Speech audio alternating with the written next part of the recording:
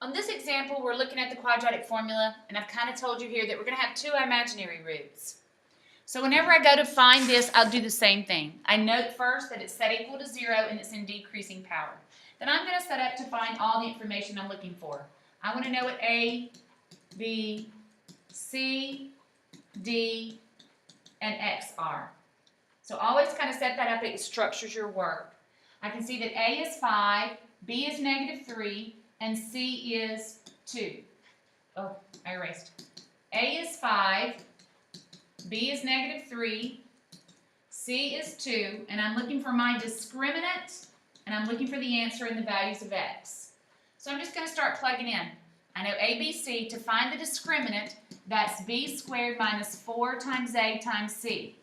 So the discriminant is -3 squared minus 4 times A, which is 5, and times C, which is 2. And then we plug that into the calculator.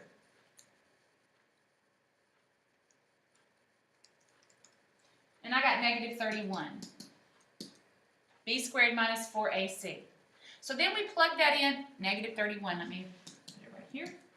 So then we plug that into our formula. X equals opposite B, which is going to be a +3, plus or minus square root B squared minus 4AC all over 2A, and A is 5. So here when I'm looking at this, I note that this has, I'm going to make this a little smaller. I note that this has a square root of a negative number, and I know that that's going to be imaginary, because the square root of -1 is I. So this is 3 plus or minus I square roots of 31. 31 is prime and doesn't have a perfect square. 2 times 5 is 10.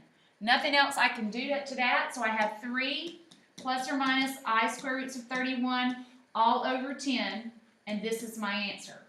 Because it is imaginary, there are 2 with a plus or minus. They're imaginary because they have an I, and roots are the answer. So that's that one right there. That was pretty easy. Sometimes it comes out to where it's a perfect like 16I, but in this case it came out to be just I. It's not rational or not irrational because it's not real. It's imaginary. The last set of roots that you'll have is called one real rational root. There's just going to be one. It's real and it's rational. It won't have an I. So here I have this set up in decreasing power, and I go through to find all my information. A, B, C, D, X. A is 4.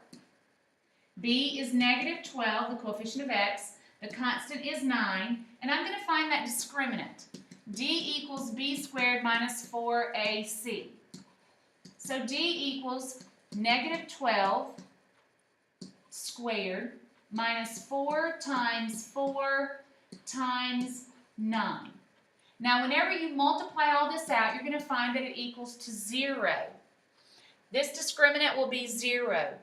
That tells you a couple of things. One, that's what's going to go underneath the square root, and the square root of 0 is going to be 0. But there will also be only one answer. Only one answer. If your discriminant is 0, you're only going to have one answer.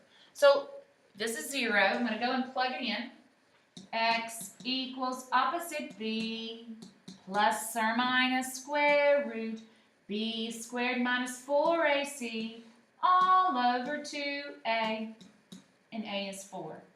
Now I know that the square root of 0 is just simply 0. 12 plus 0 is 12. 12 minus 0 is 12. So really this just kind of goes away, and it just leaves me with 12 over 2 times 4, which is 8. Of course, we're going to reduce that fraction. 4 will go into that 3 and into 8 twice. So my answer is just going to have one number, one root. It's real because it's not imaginary, and it's rational because I can stick it in my calculator and get a decimal that actually ends.